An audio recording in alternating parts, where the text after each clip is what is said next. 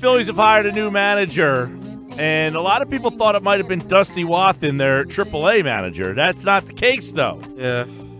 Today, on behalf of the entire Phillies organization, they are very pleased to welcome Gabe Kapler to the Philadelphia Phillies. He is their new manager. Frank Klose, 97.3 ESPN.com, covers the Phillies.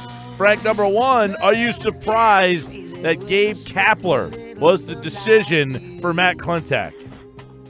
Not totally surprised. I think I was more surprised when a couple days ago there was that report that the Phillies were, quote, closing in on Wathan. I think they really wanted to go outside the organization from the start because, I mean, let's face it, if you think back, even including Charlie Manuel, because he was already working in the Phillies organization, but they've had so many in-house hires, they really haven't had an outside voice come in and really offer anything new or different to the organization. So while I think they're very high on Dusty Wathan, and I still wouldn't be shocked if he's on this coaching staff, I think they really wanted somebody from the outside to bring a different voice, and really that's what they said they were looking for all along. So if this, with this hire, what is the message with this hire here? I think the message is that this is a progressive organization that really cares about the analytics, and I think that this is going to be an organization that adopts a model of managing, which is very much collaborative model of managing, where you had the front office involved in the day-to-day decisions, and I know a lot of old school managers wouldn't like that idea. At one point, it seemed that if you got in the field manager's way and you were the general manager, you were kind of crossing a line. But I think this is going to be one where the front office is, in some ways, literally coming into the dugout, because Kapler has spent his time most recently in the Dodgers front office, and I think that organizationally they're trying to get the field manager and the upstairs managers all on the same page and really work together as they move forward with their teams, and that's the model they're adopting. Frank, there were reports that Dusty was the leading guy, and then, all of a sudden, Kapler's named the manager. I was in the Dusty camp. I was looking forward to see what he could do if he can move up to this level after having so much success with the Iron Pigs. Could you kind of explain the organization's thinking of not to go with Dusty and to kind of go with this guy, Kapler? I think it was just a matter of he was already in-house, and if you hire somebody in-house, you're basically staying in-house. I think this is going to be a move where you have not just a manager from the outside, you're going to have some coaches that are from the outside, where the organizational philosophy can change a little bit. And, let's face it, Matt Klentak did not really mess much with the Ruben Amaro Jr. front office and even coaching staff. Very few moves were made. What they really took the time to sort of let things go for a while, really evaluate what happened in-house, and I think now they're finally getting a chance to put their own spin on the organization, and they want to move it into a little bit of a different direction, and the easiest way to do that is to bring somebody from the outside. We're talking with Frank Klose here. Give us a little bit of maybe some background, some track record. He has very little managerial experience. 1 year at Single A with the Red Sox affiliate. Has done some work in the Dodgers front office. So at 42 years old, obviously is in some tremendous shape. Looks like he can still play with the shape he's in. So tell us a little bit about what you know about Gabe Kapler. Yeah, Kapler, he actually retired briefly and spent a year as a manager, and then in 2008 he came back and he played for the Brewers. In fact, the Phillies helped knock out his Brewers in the NLDS in 2008. But when his playing career was over, he spent time kind of working in player development for not only the Dodgers, as he was most recently, but he also worked for the Tampa Bay Rays in a player development role. So he's been around the game. He hasn't been in the dugout every day, but I think we're seeing with a lot of managerial hires that they're not so worried about that anymore. In some respects, it's trying to blend the organizational philosophy with somebody who is pretty much a people person and can manage the egos in the clubhouse. And and more, it's not a matter of the day-to-day decisions, and it's a lot about the egos in the clubhouse. And I think in terms of the day-to-day decisions, he's got the analytical mind that the Phillies tend to have. So I think they're hoping he's going to push the buttons in the way that the organization wants in terms of making moves. And it's a funny game.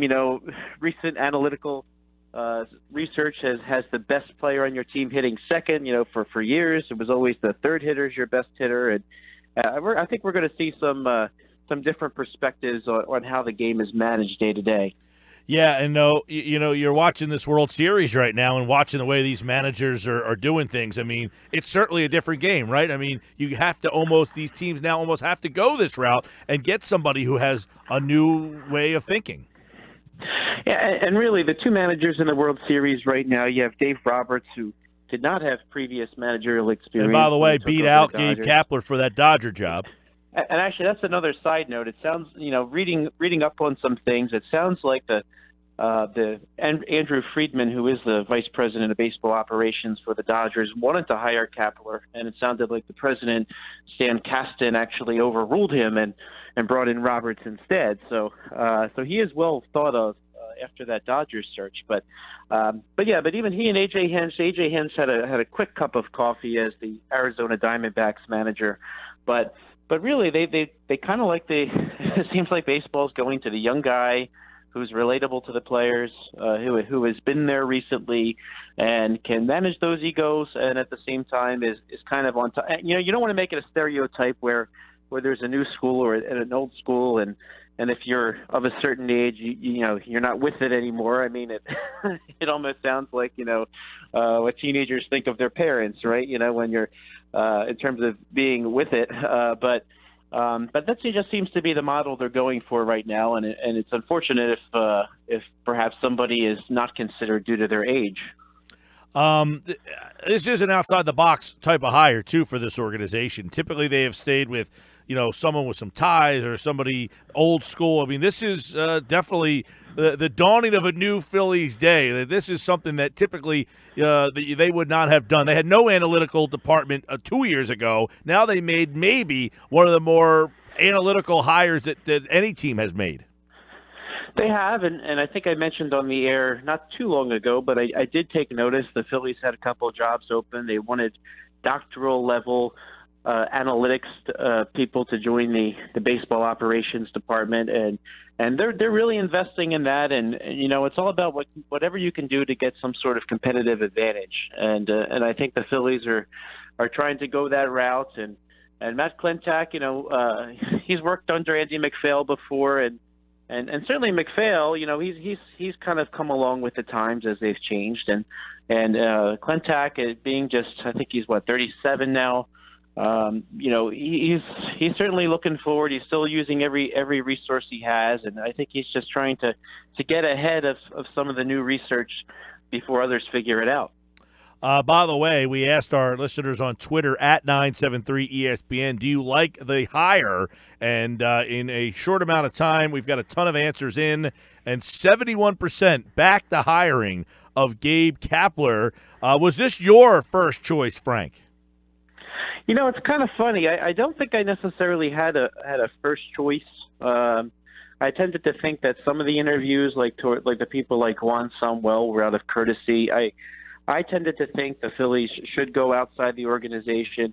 I think everybody's kind of attached, even to the coaches. I know people were kind of disappointed that Matt Stairs wasn't retained, and who knows, maybe Stairs had the information that the Phillies were going to go this way, and he might bring in his own hitting coach. But I think it's good to have a little turnover, because if you're kind of stuck in that same mold where, again, McCannon was a longtime Phillies coach, and it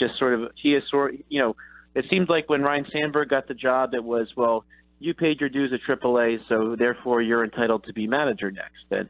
And I think it's a good thing they didn't necessarily do that with Dusty Wathan, who by all means is going to probably be a great major league manager someday. But I think I'm glad to see them get out of the mode that, well, you earned it in-house, so we have to give it to you. I think it's good that they're bringing outside people in, and they're going to be shaking things up a little bit from their usual course of business, which had been rather predictable.